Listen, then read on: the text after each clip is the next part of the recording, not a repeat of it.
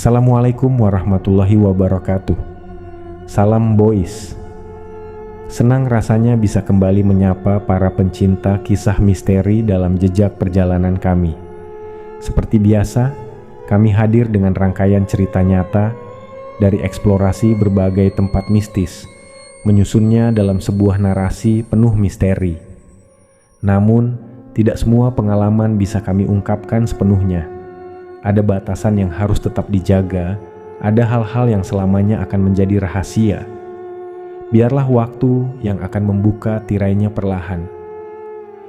Kali ini langkah kami mengarah ke Kabupaten Mojokerto, memenuhi undangan dari salah satu anggota jamaah untuk menghadiri acara zikir bersama. Setelah rangkaian zikir selesai, dalam perbincangan yang hangat, kami menyinggung tentang salah satu tempat bersejarah di daerah ini, Petilasan Prabu Hayam Wuruk. Menurut informasi dari warga setempat, petilasan ini bukan hanya menjadi saksi bisu sejarah kejayaan Majapahit, tetapi juga sering didatangi oleh para pelaku spiritual dari berbagai daerah. Konon, tempat ini menyimpan energi yang masih terasa hingga kini, menjadi tujuan bagi mereka yang ingin mencari petunjuk, laku tirakat, atau sekadar merasakan atmosfernya yang khas. Rasa penasaran kami pun terusik. Untuk menggali lebih dalam, kami memutuskan untuk bersilaturahmi ke tempat tersebut. Bukan sekadar mencari informasi dari sudut pandang sejarah dan logika, tetapi juga mencoba memahami sisi lain, dimensi yang tak kasat mata, yang hanya bisa dirasakan oleh mereka yang peka terhadap kehadirannya. Perjalanan ini bukan sekadar eksplorasi, melainkan sebuah langkah menuju pemahaman yang lebih luas antara yang nyata dan yang tersembunyi. Apa yang akan kami temui di sana? Akankah ada kisah yang terungkap? Atau justru semakin menambah misteri? Setelah berpamitan dengan tuan rumah, kami bersiap melanjutkan perjalanan menuju Petilasan Prabu Hayam Wuruk yang terletak di Desa Pakem Kulon, Panggih, Kecamatan Trowulan, Kabupaten Mojokerto Pindik. Siang itu panas serasa menyengat. Namun tidak menyurutkan semangat kami, justru semakin membara. Sesampainya di lokasi, kami segera menemui juru kunci tempat tersebut untuk meminta izin dan mendapatkan petunjuk. Dalam perbincangan yang hangat, kami menjelaskan maksud dan tujuan kedatangan kami. Sang juru kunci dengan sikap bijaksana mendengarkan dengan saksama sebelum akhirnya memberikan restu dan mempersilahkan kami untuk melanjutkan eksplorasi. Saat memasuki area petilasan, nuansa magis langsung menyelimuti. Setiap sudut tempat ini menyimpan jejak sejarah yang masih terasa hidup. Bangunan-bangunan kuno yang berdiri kokoh dipadukan dengan aura mistis yang menyatu dengan keindahan alam sekitar, menciptakan suasana yang sulit dijelaskan dengan kata-kata. Kami melangkah menuju sebuah aula yang menyerupai pendopo.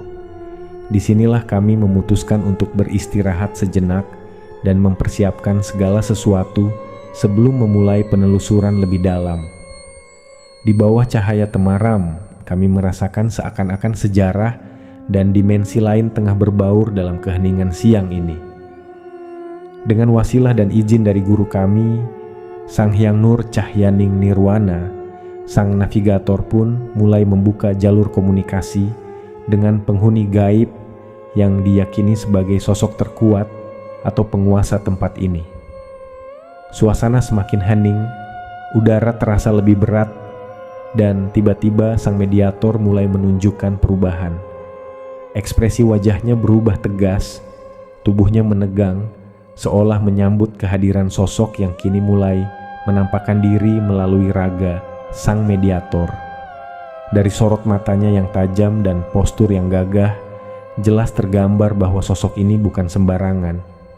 Ketika sang navigator bertanya, "Siapa engkau dan dari bangsa mana?" Dengan suara lantang dan penuh wibawa, sosok tersebut menjawab, "Aku seorang prajurit Majapahit. Aku adalah ruh. Beliau bernama Raden Jaka." Jawaban itu membuat kami semakin penasaran. "Mengapa engkau masih berupa ruh?" tanya sang navigator. Sang prajurit menjelaskan bahwa dulunya ia bukan hanya seorang prajurit biasa, tetapi juga seorang pelaku spiritual. Karena laku spiritualnya yang mendalam, arwahnya masih terkunci di tempat ini, tak bisa beranjak menuju alam berikutnya. Namun, ketika ia mendapat mandat untuk menjaga petilasan ini, akhirnya ruhnya yang dihadirkan untuk menjalankan tugas tersebut. Ia mengungkapkan bahwa dirinya berada di pintu gerbang masuk bersama banyak penjaga lain yang memiliki tugas serupa. Mereka tetap setia menjaga tempat ini, memastikan keseimbangan antara dunia nyata dan dunia tak kasat mata tetap terjaga. Mengenai pohon besar yang dikeramatkan serta beberapa patung arca, ia menegaskan bahwa tempat-tempat tersebut tidak memiliki kekuatan spiritual yang istimewa. Penghuni yang ada di sana hanyalah jin dari golongan fasik yang sering menyesatkan manusia. Ia juga menambahkan bahwa sejarah tempat ini sering diputarbalikkan oleh banyak orang, sehingga banyak yang datang dengan keyakinan yang salah. Banyak dari mereka yang datang hanya berdasarkan katanya, bukan berdasarkan ilmu dan pemahaman yang benar.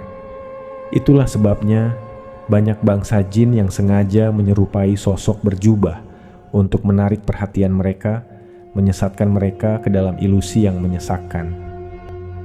Tak hanya itu, sang prajurit juga membantah anggapan bahwa makam di tempat ini adalah makam Prabu Hayam Wuruk.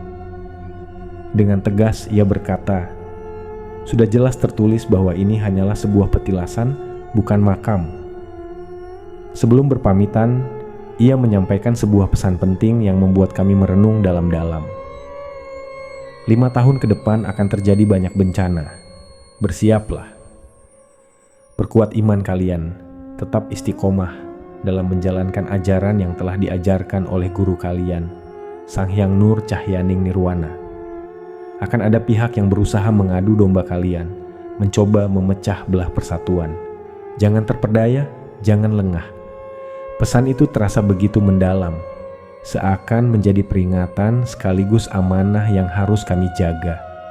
Setelah menyampaikan pesannya, sosok tersebut perlahan menghilang, meninggalkan kami dengan pikiran yang dipenuhi tanya. Waktu semakin sore, namun hati kami justru semakin bertanya-tanya. Apa yang baru saja kami alami bukan sekadar pengalaman biasa. Ada pesan, ada amanah, dan ada rahasia yang masih menunggu untuk terungkap. Setelah pertemuan pertama yang penuh makna, kami memutuskan untuk mencoba menghadirkan sosok lain yang lebih memahami sejarah tempat ini. Dengan niat yang tulus dan izin dari guru kami, Sang Hyang Nur Cahyaning Nirwana, sang mediator pun kembali memasuki kondisi mediumisasi. Kali ini sosok yang hadir adalah salah satu pengikut setia Prabu Hayam Wuruk. Sebelum kami tiba di tempat ini, ternyata beliau sudah mengetahui kedatangan kami. Ketika kami menanyakan bagaimana beliau bisa mengetahui hal tersebut, ia menjelaskan bahwa ia melihat cahaya yang kami bawa, sebuah tanda yang hanya bisa dikenali oleh mereka yang memiliki mata batin.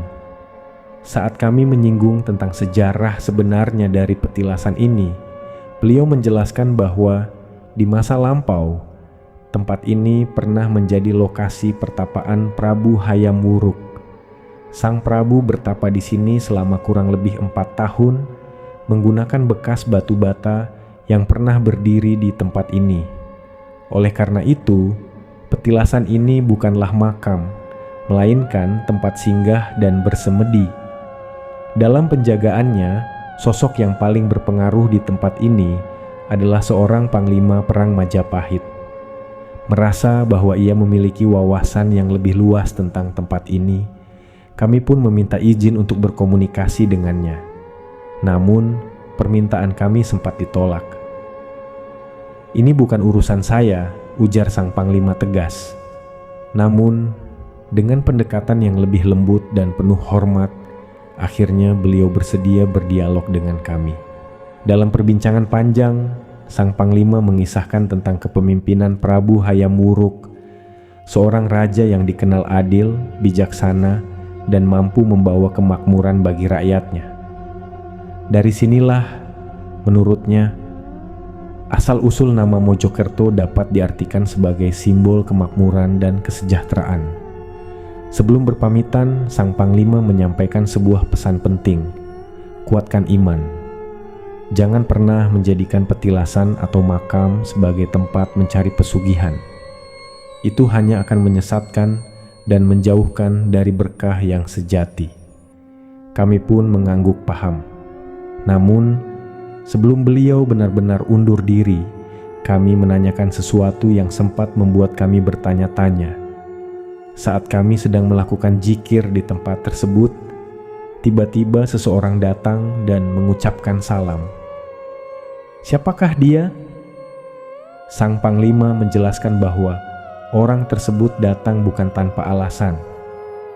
Ia menerima ilham dari Sang Panglima sendiri untuk mengecek siapa kami dan apa tujuan kami berada di tempat ini. Setelah memastikan bahwa niat kami baik, ia pun pergi tanpa berkata banyak karena Prabu Hayam Wuruk sendirilah yang menugaskan beliau di sana, ujarnya. Setelah menyampaikan jawabannya, Sang Panglima akhirnya undur diri dengan penuh wibawa. Perjalanan ini bukan sekadar eksplorasi biasa. Kami tidak hanya menyaksikan jejak sejarah yang tersisa, tetapi juga memahami bahwa ada dimensi lain yang ikut menjaga dan merawat tempat ini. Banyak pelajaran berharga yang kami dapatkan tentang sejarah, kepemimpinan, hingga pentingnya menjaga niat yang lurus dan hati yang bersih dalam setiap perjalanan spiritual. Kami pulang dengan hati yang penuh renungan. Apa yang kami alami di tempat ini bukan sekedar misteri, tetapi juga sebuah peringatan dan amanah bahwa sejarah bukan untuk diputarbalikkan dan keyakinan bukan untuk dipermainkan. Biarlah waktu yang terus berjalan menjaga rahasia yang masih tersembunyi. Kami hanya melangkah, mencatat, dan meresapi hingga tiba saatnya kebenaran terungkap bagi mereka yang benar-benar mencari.